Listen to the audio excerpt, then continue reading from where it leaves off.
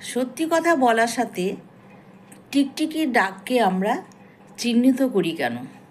অর্থাৎ যখনই আমরা কোনো কথা বলি তখন যদি কোনো টিকটিকি ডাকে, তাহলে আমরা সেই ডাককে কেন বলি আমার কথাটা সত্যি হয়েছে, অর্থাৎ এই টিক টিক টিক। এর পেছনে আছে খনা নামে এক নারীর করুণ কাহিনী। খনা ছিলেন বারাসাতের দেউলিয়া গ্রামে মেয়ে। তিনি বেড়ে উঠেছিলেন রাজা ধর্মকেতুর শাসনকালে। এদিকে উজ্জয়িনী রাজা বিক্রমাদিত্যের সাম্রাজ্যের রাজ জ্যোতিষী ছিলেন বরাহ, আর তার পুত্র মিহিরের জন্মের পর বরাহ তার ভবিষ্যৎ গণনা করে বলেছিলেন যে তার আয়ু মাত্র 1 বছর। বরাহ আশাহত হয়ে ছেলেকে একটি গামলায় নদীতে ভাসিয়ে দেন, আর সেই গামলা ভাসতে ভাসতে চলে আসে সিংহল দ্বীপে। সিংহলের রাজা সেই গামলা তুলে নিয়ে সেই ছেলেকে লালন পালন করেন এবং বড় করেন।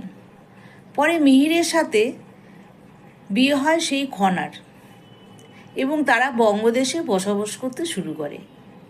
তারা একদিন উজ্জয়িনীতে এসে বরাহের সাথে দেখা করেন।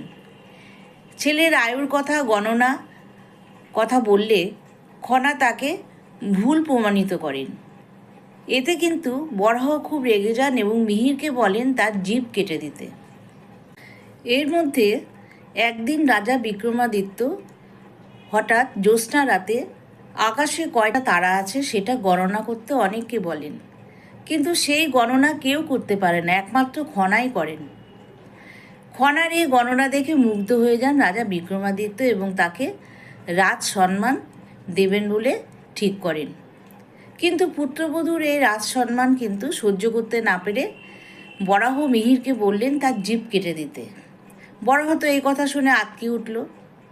তখন খনা বললেন যে ঠিক আছে, আমাকে 7 দিন 7 রাত সময় দাও, আমি অনর্গল কথা বলবো, আর এই 7 দিন 7 রাত আমি সাধারণ মানুষ আর কৃষকদের নিয়ে কথা বলে যাব। আর এই 7 দিন 7 রাত পরেই খনার জিভ কেটে দেওয়া হলো, আর সেই জিভ খেয়ে ফেলে একটা টিকটিকি। তারপর থেকে টিকটিকি বংশ বিস্তার করলে সেই টিকটিকির যে টিকটিক টিকটিক ডাক, সেই ডাককেই কিন্তু আমরা যে কোনো কথার মাঝে যদি সেই ডাক শুনি তাহলে কিন্তু আমরা তাকে সত্যি কথা বলে প্রমাণিত করি। যেহেতু খনার জিভ খেয়ে ফেলেছিল টিকটিকি, টিকটিকি তো কথা বলতে পারে না, তাই সেই টিকটিক টিকটিক আওয়াজই কিন্তু আমরা সত্যি কথা বলে প্রমাণিত করি।